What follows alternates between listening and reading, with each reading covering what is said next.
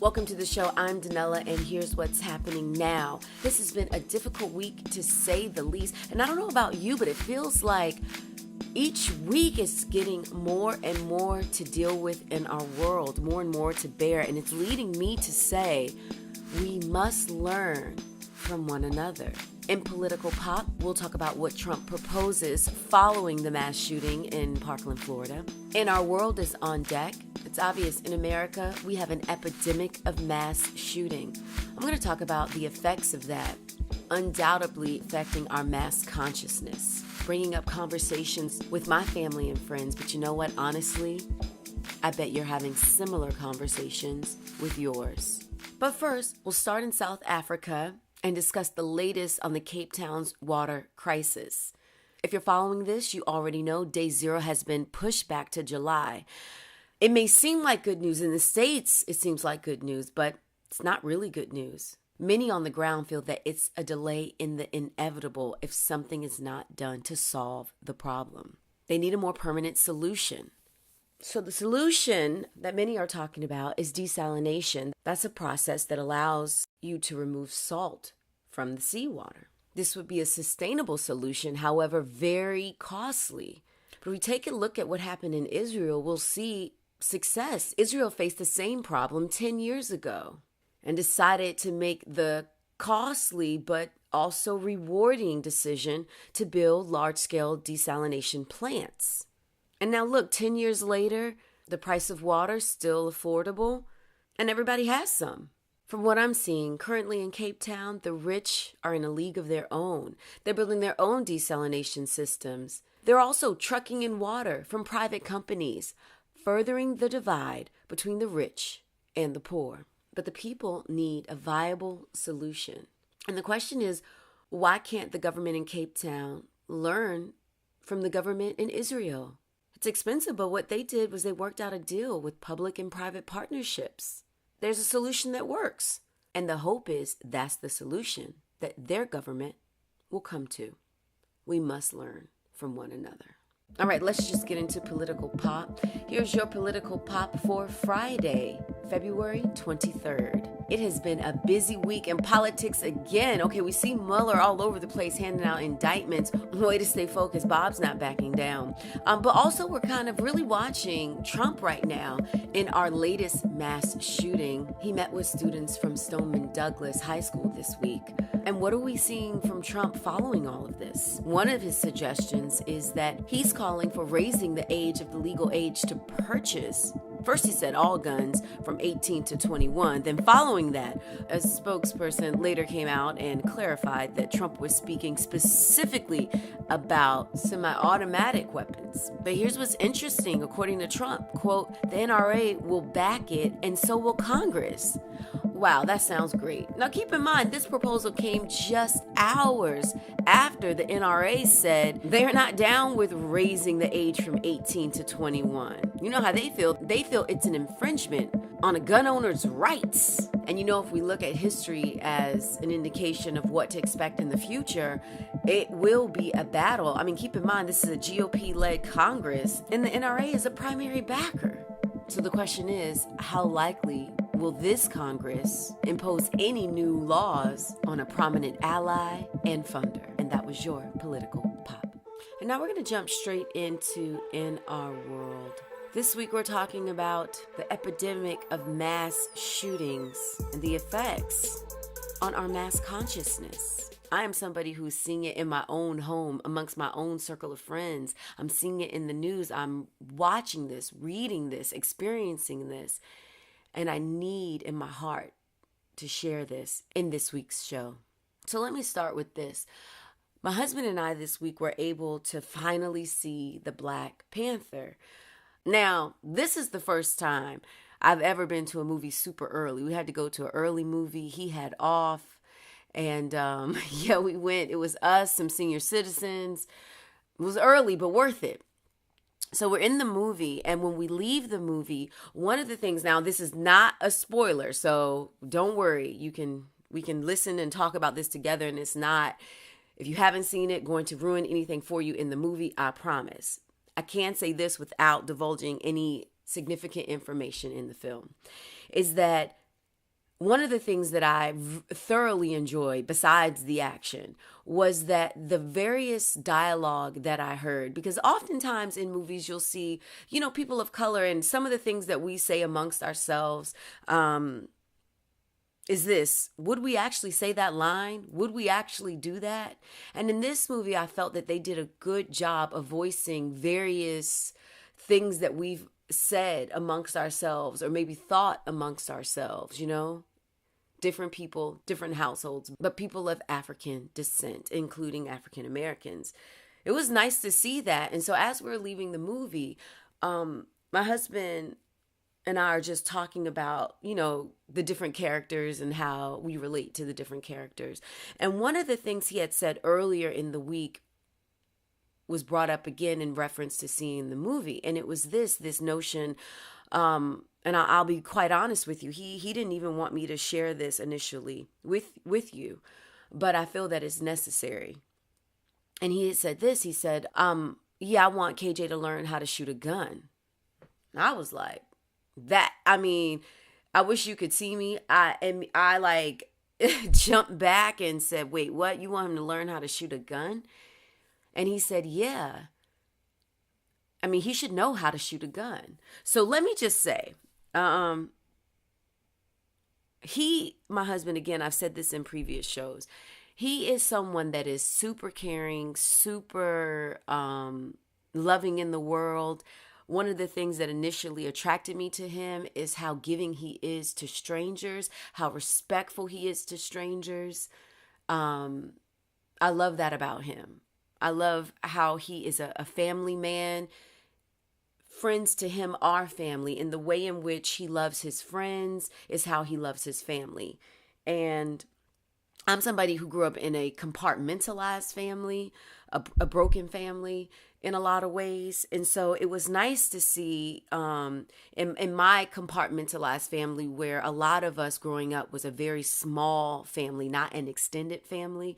And so it was just really nice to see how big his extended family is, because for him, he really does have a small network of family, so to speak, with his family originally being from Trinidad, another part originally being from Guyana. But for him, he has a huge extended family, and even with his family members, they have a huge extended family, just how big their hearts are. Well, I say this to say, for him to talk about our son learning how to shoot, to me, initially is violent. And so my standpoint of it is this: I'm somebody who have lost several family members and friends in gun violence.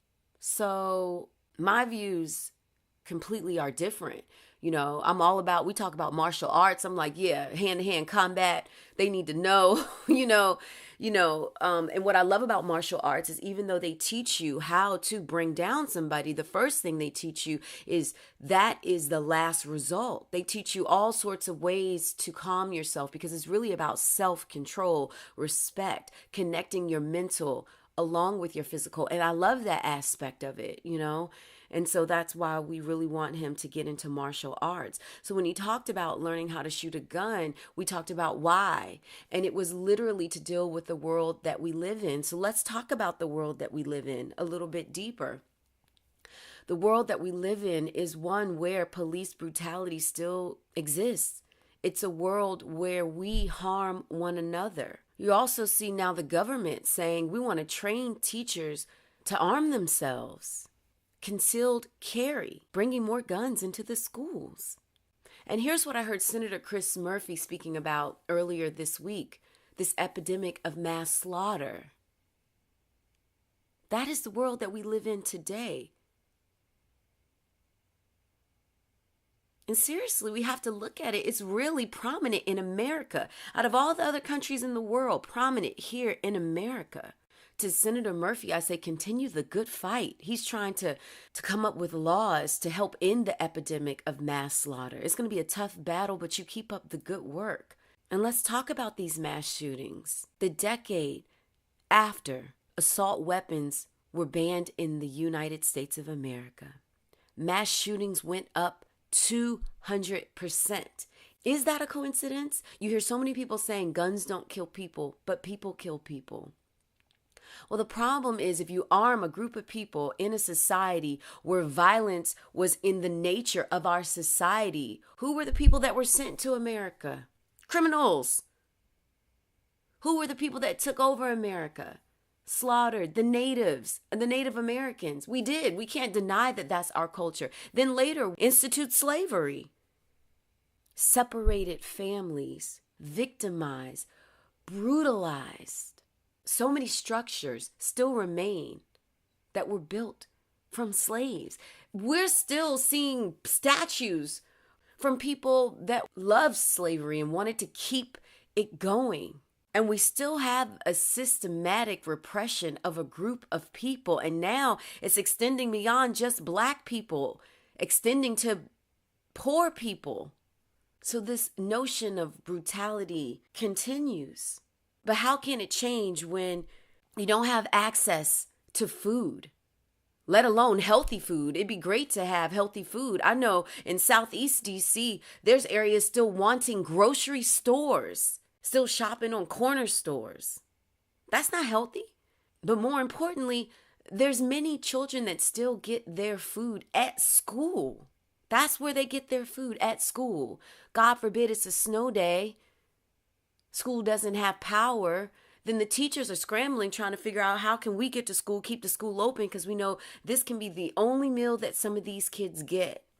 So I understand, in a sense, this idea of you must arm yourself to protect yourself. I can understand that in a sense.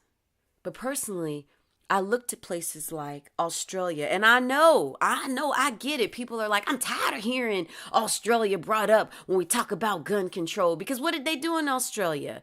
Following their mass shooting, they worked a deal passing sweeping gun legislation. Their shooting was more than 20 years ago. And since their shooting, how many people have died in mass shootings since this? 0. But we have to think about it. It's true. Australia is a different society. Their government was created to protect its people. Ours says we the people, but if we look at the history of our government, our civil war to date was the deadliest war in all of our wars combined. That's crazy. The war to say we the people shouldn't be slaves. A part of our people, human beings, shouldn't be slaves. That was the biggest, deadliest war of all of our wars combined. So guns are a part of our mass consciousness in this country. That's why 18-year-olds can buy a rifle, but you can't buy liquor because people don't trust you. They know that your brain is not fully developed. No disrespect to 18-year-olds. I was 18 once. Please, if I were making adult decisions at 18, like having a baby or owning a gun, I couldn't be trusted. I'm just telling you about my own personal journey. No, heck no. Literally, I'm still happy I made it. If you knew me at 18, you high-five me. You know it's true. I literally lived my life saying, wow, I made it to another year. That's awesome. Yes.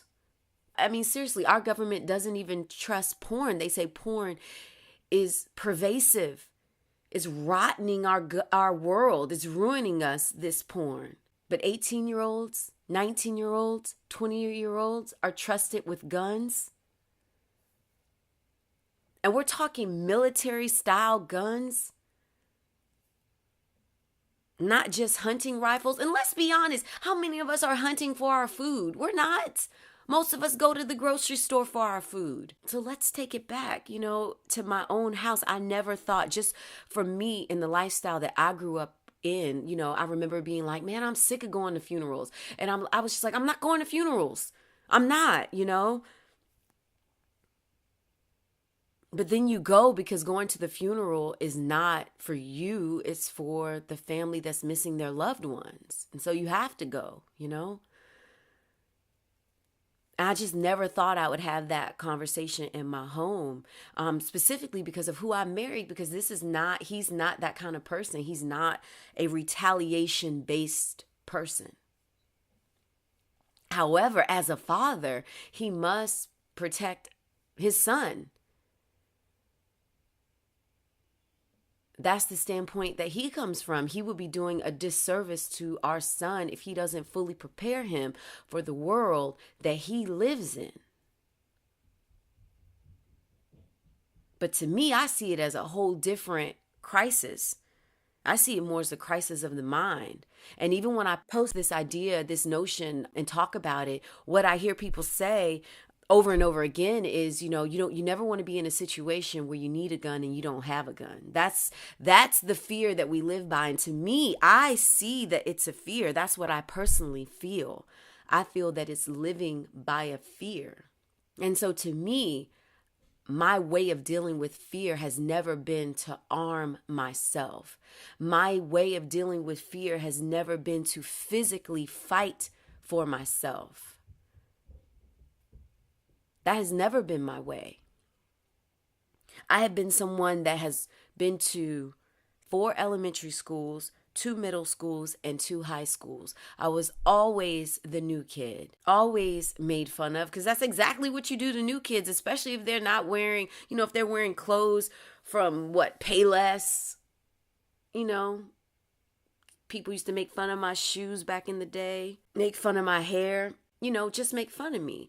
And I never resorted to violence, even though I was from Southeast DC. So I definitely knew how to fight. But the way that I learned how to fight to protect myself was a very dangerous one. And that's why I tried my best not to fight, because I always feared what would happen to the other person because of how I grew up. I'm growing up from in a society where you go to school and didn't feel safe. And so now I'm put in nicer schools. And that was one of the reasons that we moved so much, was my mother wanted to get us into nicer schools, but we were renters in apartments. And so what happens when you rent? Your rent goes up every year. And so we weren't always able to afford the rent when it went up. Or if our neighborhood became violent, my mother was quick to move. She was like, man, I was moving in the middle of school years. It was crazy. I understand now, older, why she did what she had to do, but it was no stability as a child. It really wasn't. And so in that environment, I was always threatened. Oh, she thinks she cute. Oh, she quiet. She stuck up. I'm quiet because I didn't know anybody. Well, that makes you stuck up. I'm quiet because I'm an introvert. Yeah, that makes you stuck up and people want to fight you.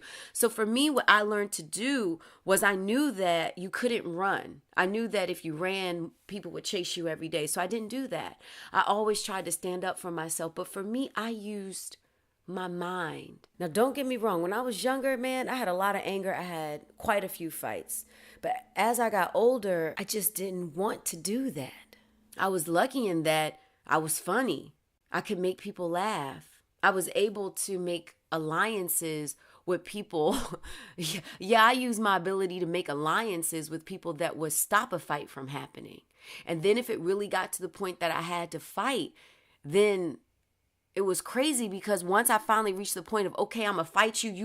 You have crossed the line. You have gone too far. It was crazy. They always backed down. I'm telling you, it was crazy. I can remember this one fight I was going to have. Carmela, if you're listening, man, Carmela, this girl was tall, like an adult. She was taller than teachers. No disrespect. Taller than teachers. One of her boobs was the size of my head. I'm just telling you, she was like full adult in school, and she just did not ride with me. I can't blame her. We didn't know each other. So why should she be friends? Her friends were friends with me. She didn't want to be friends with me. And I remember the day I just finally got tired of it. I can't remember what the disrespect was, but there's a point where you can't let a person disrespect you, or everyone will. And I knew we had reached that point. And so I said to her, I said, Carmela, today's the day. I said, look, you bigger than me. You gonna fight, we gonna fight. And you may win this fight just by sheer strength. But I promise you this, I'm gonna get one good hit in and you will remember me. And today is that day. And I'm sure I said it in a more scream, anger way. I'm sure there was a look of not terror, but hate on my face. And for me, I remember she got me to that moment where I said, I got to take every bit of hurt and anger and hate that I've ever had in my life. And if this was Dragon Ball Z or something, like create the most anger punch in my life. but she gonna remember it, and it's gonna hurt and leave a mark. And I need to warn her about this before we reach that point. And for some reason, Carmela was like, you know what? I ain't gonna fight you. And this would happen to me time and time again. So I know that there is a way to avoid physical violence in your life. I know it because I've been able to, in multiple schools that I've gone to, been able to avoid it in multiple situations that I've been in. And so I know that there's a way if you know how to make that way happen for yourself. I know that sounds crazy, but I believe it because it has been an experience for me.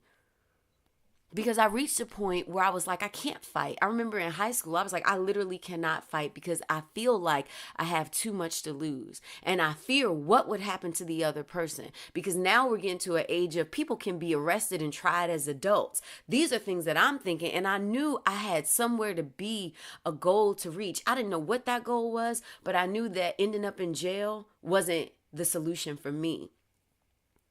So that's why as I'm now as an adult where I'm thinking, wow, I got to raise my son to protect himself.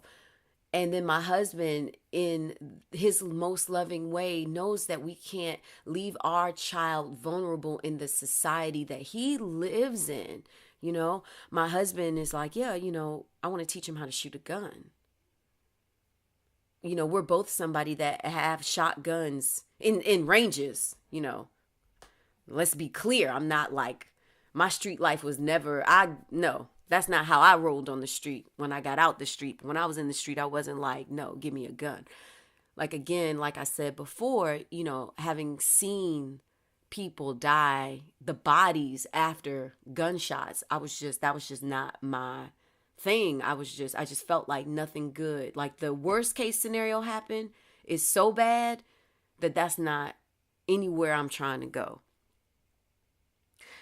But that's what happens. That's the effect of mass consciousness. A lot of times when you keep experiencing a certain event, whether it is a love event or a hate event, a healing event or a trauma event, it affects the mass consciousness of society. It's true. I first learned of this notion not in a spiritual level, but I first learned of this notion in an educational level at NYU.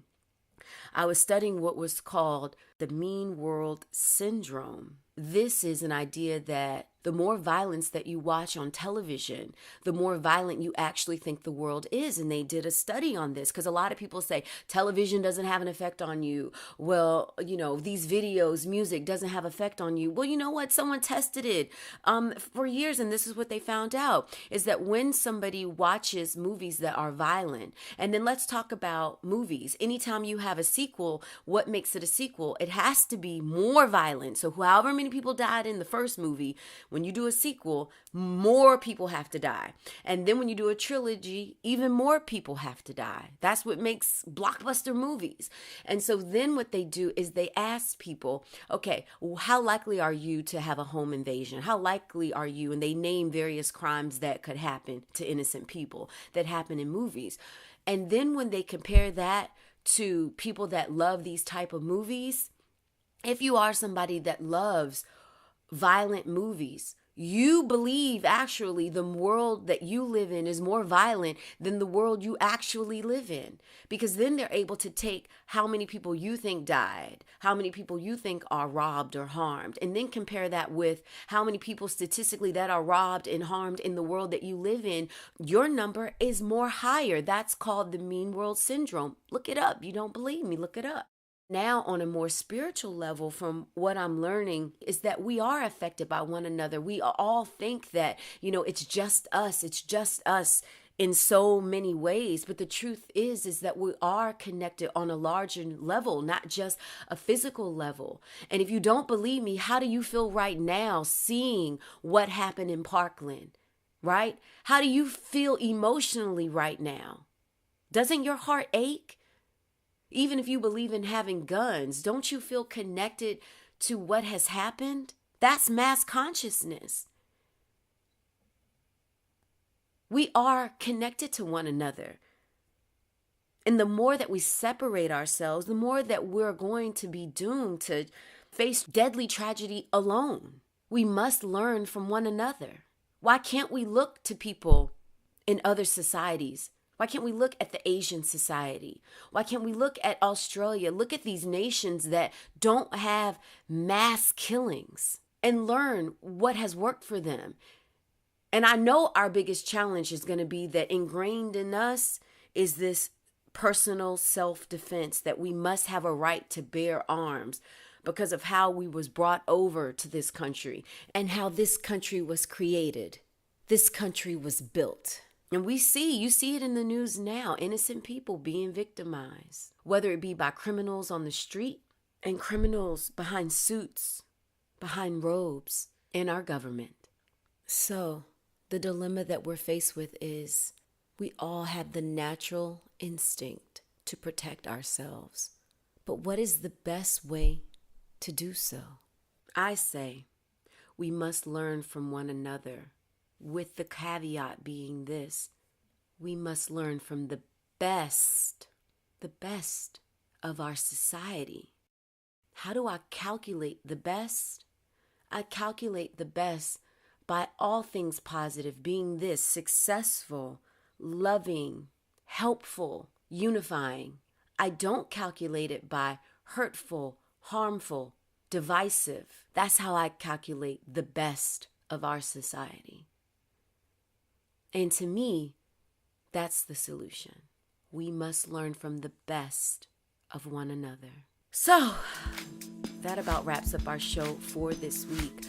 I'd love to hear what you think. As always, you can email me, Danella@DanellaNOW.com. Keep sending your comments. I read them. I appreciate them.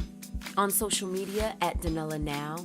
And next week's show, a couple things we're going to talk about. We are going to talk about another reason to drink red wine. They say red wine could help with tooth decay. And I swear, after this past week, I feel like we might all need a little bit of red wine. So we're going to talk about that new study.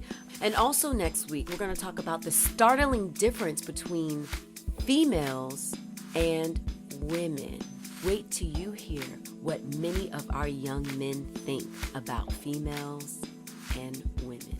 You may know this. I didn't know this. I was shocked. I'm thinking, well, all women are female. Well, our youth feel that not all females are women. It's troubling, and we'll talk about that next week. So as always, thank you so much for joining the show. I hope that you have an incredible weekend, and I will see you next week.